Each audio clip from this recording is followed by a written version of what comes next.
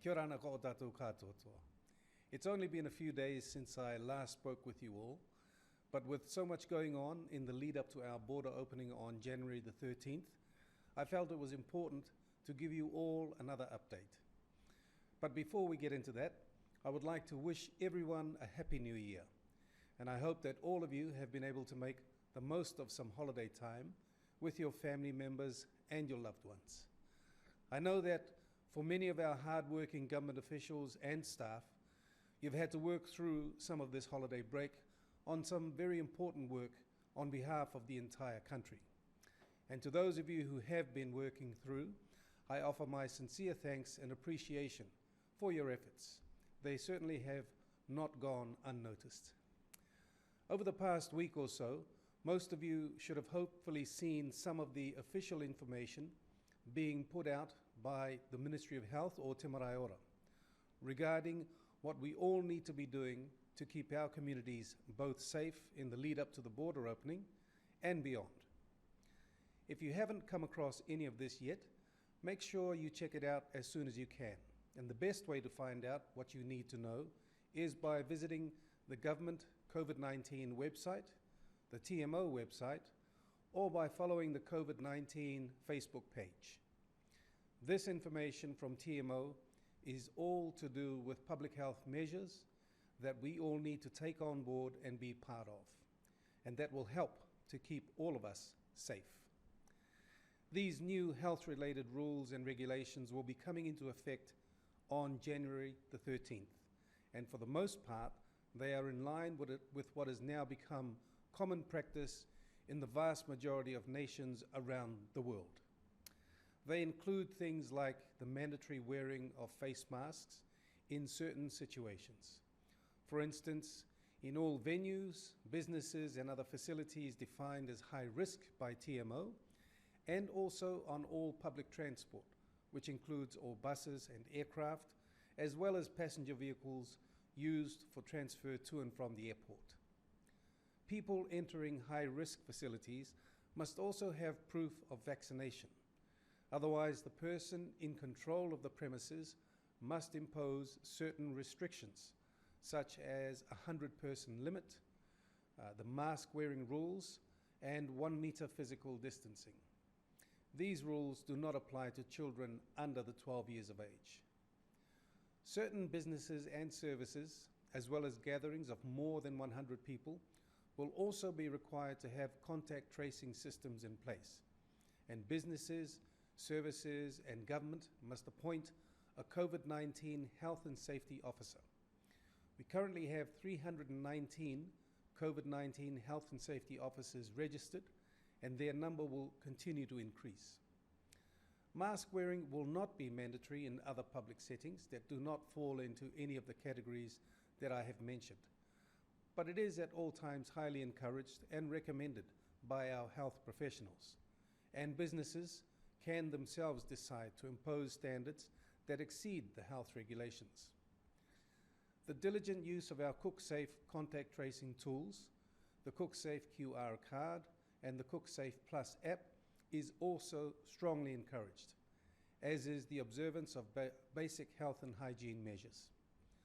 Some of you may not realize it, but all of these measures and more have simply become a way of life for most of the world's population now. And while we here in the blessed Cook Islands have avoided the worst impacts of the COVID-19 pandemic, the time has come for us to take these necessary precautions to properly protect ourselves from this virus. Remember too that thanks to the Cook Islands having one of the highest vaccination rates in the entire world, more than 97% of our eligible 12 years and over population has now had at least 2 doses of the vaccine. These precautions are not a last-ditch defense against COVID-19, but instead act as a basic added safeguard that protects us all with yet another layer of protection, both for ourselves and most importantly for the more vulnerable among us. With protecting all of our people against COVID-19 in mind, government has invested much time and expertise in the creation of our Cook Islands COVID-19 response plan. This is a plan outlining how we can best mitigate the impact of COVID-19 on the health and economic status of our country.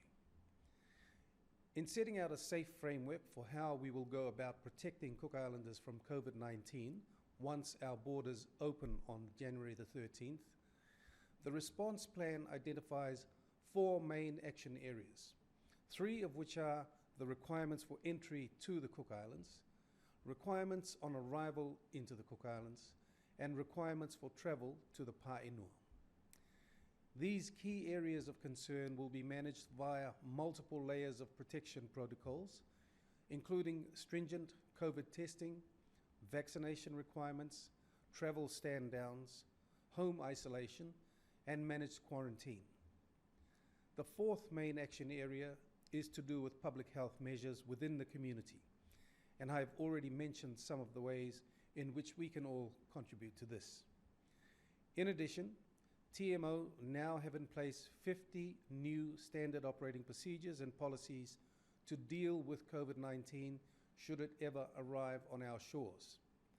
The clinical escalation pathway has been put in place to manage any possible COVID-19 cases as best as possible outside of the hospital setting to minimize any undue pressure on our facilities. This strategy, combined with our high vaccination rates, border controls, and other public health measures, means it is highly unlikely that the Cook Islands will have to employ more drastic measures or targeted interventions such as lockdowns or other restrictions. There is, of course, much more to all of these new plans and procedures than what I'm able to go over with you today. And for the past 3 months, our government agencies have continued to put in place the necessary protocols, the infrastructure, the legislation, and the resourcing of our community health clinics to support the implementation of what we call our Cook Islands COVID-19 Safe Framework. These new plans and procedures come at a cost, but Cabinet has recently approved in principle $10 million from the COVID-19 Medical Response Fund to cover the additional capital and operating expenses to support the preparatory work required to open our borders on January the 13th. And both TMO and the Ministry of Finance continue to work towards having all the necessary resources in place.